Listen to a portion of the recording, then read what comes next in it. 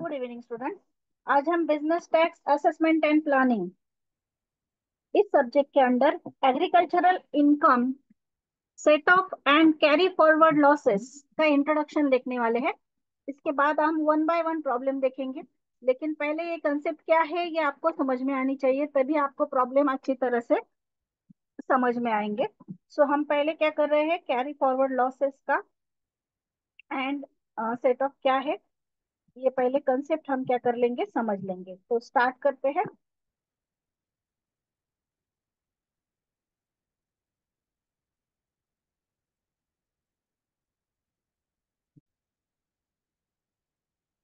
तो set off and carry forward losses की जो कंसेप्ट है वो पहले हम देख रहे हैं।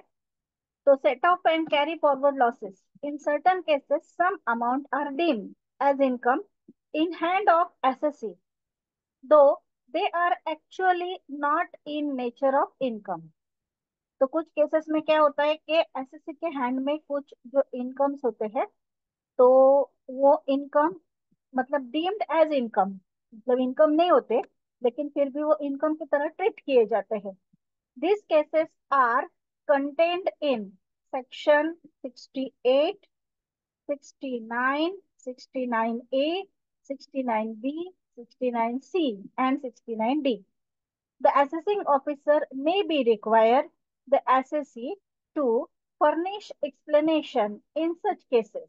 The assessee if the assessee does not offer any explanation or the explanation offered by assessee is not satisfactory, मतलब जो ऑफिसर ने जो रिक्वायरमेंट की है या फिर एसएससी के पास से जो एक्सप्लेनेशन मांगा है वो अगर उन्होंने नहीं दिया एसएससी ने, या फिर जो एक्सप्लेनेशन दिया उससे वो सेटिस्फाई नहीं हुए, तो amount refer to be in this section would be deemed to be the income of SSC.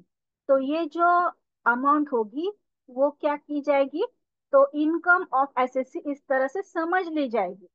Such amount have to be aggregate with SSC income, और ये एसएससी के इनकम में इंक्लूड की जाएगी। कौन से सेक्शन के under, section 68, 69, 69A, 69B, 69C and 69D के अंडर। अगर जो एक्सप्लेनेशन मांगा है वो नहीं मिला या फिर एक्सप्लेनेशन जो दिया वो सेटिस्फैक्ट्री नहीं हुआ, तो वो इनकम जो है वो एसएससी की इनकम समझ ली जाएगी। तो जो कंसेप्ट होती है सेट ऑफ की एंड कैरी फॉरवर्ड लॉसेस की, वो क्या है, तो specific provision have been made in Income Tax Act 1961 for the set off and carry forward losses. In simple word, set off means adjustment of losses। मतलब आपको इस साल कुछ लॉस हुआ तो आप जो है वो जो अदर प्रॉफिट है उसमें से वो एडजस्ट कर सकते हैं। It means adjustment of losses against the profit from another source और हेड।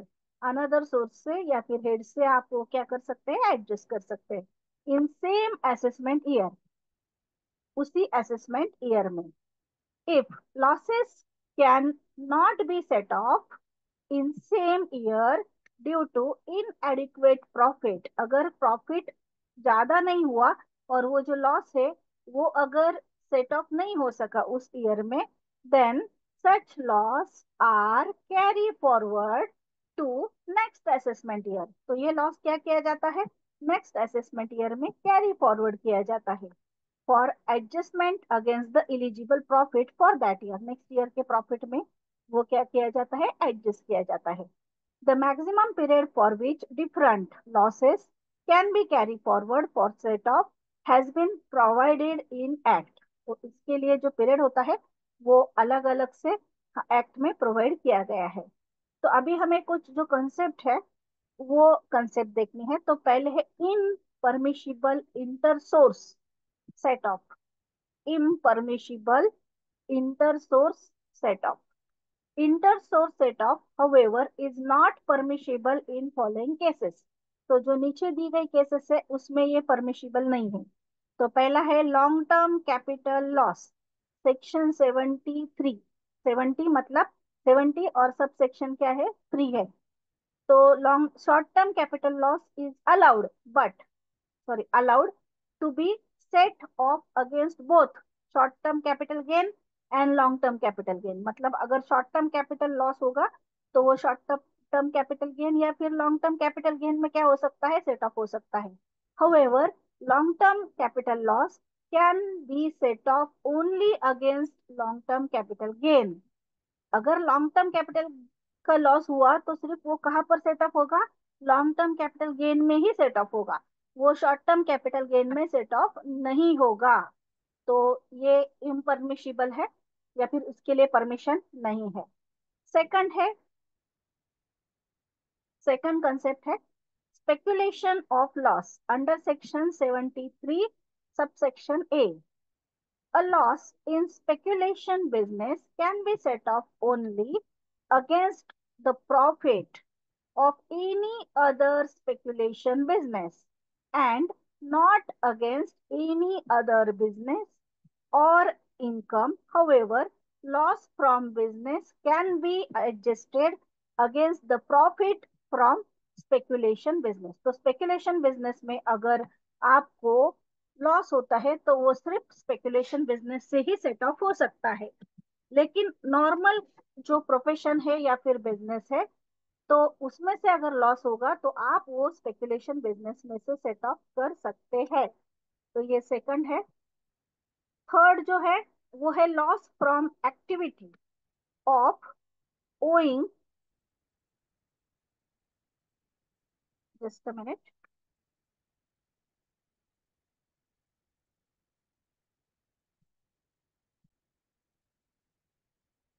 तो नेक्स्ट है loss from the activity of owning and maintaining race horses. तो हॉर्सेस की जो रेस होती है उससे अगर उनके खुद के हो गए या फिर मेंटेनिंग से उन्हें अगर कुछ लॉस होता है तो section 74A sub section 3, such loss can be set off only against the income from the activity of owning and maintenance of race horses।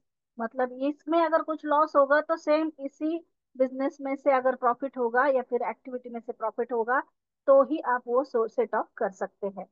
Next है loss from specified business under section 73 subsection 1 है, 73A के subsection 1 में। A loss in any specified business referred in section 35 AD can be set off only against any other specified business। तो इस तरह से हमें कुछ जो है कंसेप्ट बताई गई है कि आप कौन सा लॉस कौन से बिजनेस में से सेट ऑफ कर सकते हैं। अभी हम इसका एक सिंपल प्रॉब्लम देखने वाले हैं, बाद में हम कैरी फॉरवर्ड लॉसेस की कंसेप्ट देखने वाले हैं, या फिर मैं पहले कैरी फॉरवर्ड लॉसेस की कंसेप्ट ले लेती हूँ और बाद में हम सभी प्रॉब्लम्स को स्टार्ट करेंगे। तो अभी हम देखते हैं कैरी फॉरवर्ड लॉसेस। अभी यहाँ पर कुछ इंटर हेड एडजस्टमेंट दी गई है जो है सेक्शन 71 के अंतर्गत। तो 70 सेक्शन 71 के अंतर्गत losses under one head of income can be adjusted or set off against the income under another head। तो इसमें हमें कुछ पॉइंट्स जो है वो कंसिडर करने के लिए बताए गए हैं। तो वो पॉइंट्स हम कंसिडर कर रहे हैं कि एक हेड के जो लॉसेस है वो अदर हेड में कौन से हेड में सेट ऑफ हो सकते हैं। तो loss under any head other than capital gain where net result of tax computation under any head of income other than capital gain is a loss, assessee can set off such loss against his income assessable for that assessment year under any other head including capital gain। मतलब कौन से भी head में अगर उनको loss होता है तो आप वो कैपिटल गेन में वो एडजस्ट कर सकते हैं। नेक्स्ट है loss under the head profit and gain from business और profession where the net result of competition under the head of profit and gain of business or profession is a loss। मतलब इस head के अंदर अगर loss होगा, such loss cannot be set off against the income under the head of salaries। मतलब अगर business profession के under अगर लॉस होता है तो आप इनकम फ्रॉम सैलरी के अंडर वो सेट ऑफ नहीं कर सकते। देन नेक्स्ट है loss under the capital head gain, whether the net result of competition under the head of capital gain is loss। मतलब कैपिटल गेन के हेड के under अगर आपको लॉस होता है, मतलब कैपिटल लॉस होता है, तो can not be set off against the income under any other head. मतलब आपको कैपिटल लॉस जो है वो कैपिटल गेन के अंडर ही सेट ऑफ करना पड़ेगा, आप वो अदर हेड के अंडर सेट ऑफ नहीं कर सकते। नेक्स्ट है loss under the head income from house property. अगर आपको लॉस फ्रॉम हाउस प्रॉपर्टी होता है तो whether the net where the net result of the computation under the head income from house property is loss, मतलब loss from house property, and the assessee has income assessed assessable under any other head of income, the amount of such loss exceeding 2 lakh would not be allowed to set off against the income from other heads। मतलब अगर loss होता है house property के अंदर तो 2 लाख के ऊपर की जो अमाउंट है ना वो सेट ऑफ नहीं कर सकते। तो मैक्सिमम लिमिट कितना है 2 लाख का, तो आप मैक्सिमम 2 लाख तक की जो अमाउंट है वो सेट ऑफ कर सकते हैं दूसरे हेड के अंडर।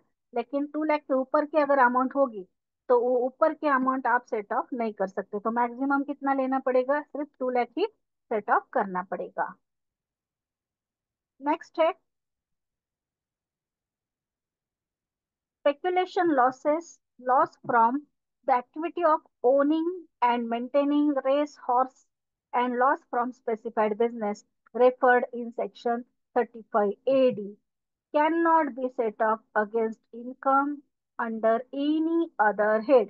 तो ये जो सेक्शंस है मतलब स्पेकुलेशन लॉस है या फिर लॉस फ्रॉम हॉर्स ओनिंग या फिर मेंटेनिंग की जो एक्टिविटी है उसमें से होगा या फिर स्पेसिफाइड बिजनेस से होगा, तो आप वो अदर हेड के अंडर एडजस्ट नहीं कर सकते या फिर उसका सेट ऑफ नहीं ले सकते। इस तरह से हमने कौन से सेट ऑफ किसके अंडर होते हैं ये देखा। तो जो हाउस प्रॉपर्टी का जो है carry forward and set of loss under the head of income from house property, तो यहाँ पर मैंने पहले जैसे बताया था उस तरह से आप मैक्सिमम 2 लाख तक सेट ऑफ कर सकते हैं। और 2 लाख के ऊपर की जो अमाउंट होगी तो उसका क्या करेंगे, तो उसके लिए यहाँ पर एक एडजस्टमेंट बताई गई है कि अगर उसके ऊपर का कुछ होता है मतलब अमाउंट होता है, for example loss from house property can be adjusted against the income from another house property in same assessment year. Any loss under the head of income from house property can be set off against the income under any other head to the extent of 2 lakh in same assessment year। However, if after such set-off, there is still any loss under this head, income from house property, then same shall be carry forward to the next year। मतलब 2 lakh minus करके पहले हमें क्या करना पड़ेगा, जो loss है वो कॉम्प्यूट करना पड़ेगा। तो वो कॉम्प्यूट करने के बाद अगर 2 लाख माइनस करके फिर भी कुछ अमाउंट रिमेनिंग रहती है तो आप वो नेक्स्ट ईयर में क्या कर सकते हैं, कैरी फॉरवर्ड कर सकते हैं। और ये जो कैरी फॉरवर्ड है ये कब तक होगा, तो इसके लिए हमें पीरियड दिया गया है कि ये जो कैरी फॉरवर्ड है ये कब तक होगा, तो यहाँ पर हमें बताया गया है 8 असेसमेंट ईयर तक। कितने ईयर तक होगा, अप टू 8 असेसमेंट ईयर्स तक। इमीडिएटली जब ये लॉस होगा उससे आगे आप 8 असेसमेंट ईयर तक ये कैलकुलेशन मतलब कैरी फॉरवर्ड कर सकते हैं।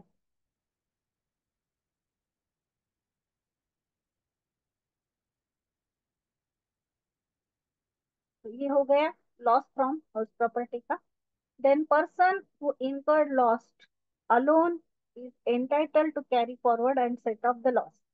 The loss can be carried forward and set off only against the profit of assessee who incurred loss। That is, only a person who has incurred the loss is entitled to carry forward and set off the same। Consequently, the successor of business cannot carry forward the set off loss of his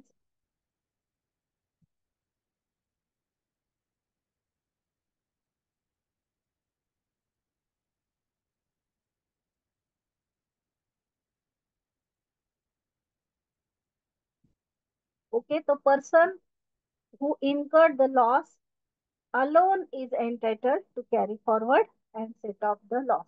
जो person जिनको loss हुआ है तो वो ही entitle है carry forward and set of के लिए.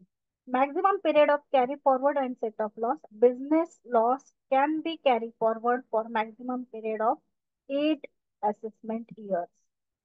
जब भी लॉस होगा उससे नेक्स्ट के 8 असेसमेंट ईयर में वो क्या कर सकते हैं, कैरी फॉरवर्ड या सेट ऑफ कर सकते हैं. इस तरह से कुछ एडजस्टमेंट जो है वो कैरी फॉरवर्ड के लिए दी गई है हमें. तो वो जो लॉस है वो कब तक कैरी फॉरवर्ड वो कर सकते हैं. इनकम फ्रॉम हाउस प्रॉपर्टी का 8 ईयर तक, और जो इंडिविजुअल है वो भी कितने ईयर तक है बिजनेस का, 8 ईयर तक. तो यहाँ पर हमारा ये जो इंट्रोडक्शन का वीडियो है ये कंप्लीट हुआ है. अभी हम इसके ऊपर के सिंपल कुछ प्रॉब्लम्स देखने वाले हैं, तो स्टार्ट करते हैं. पहले ये वीडियो यहाँ पर ही कंप्लीट हुई है, तो नेक्स्ट वीडियो जो है हमारी वो प्रॉब्लम की होगी. Thank you.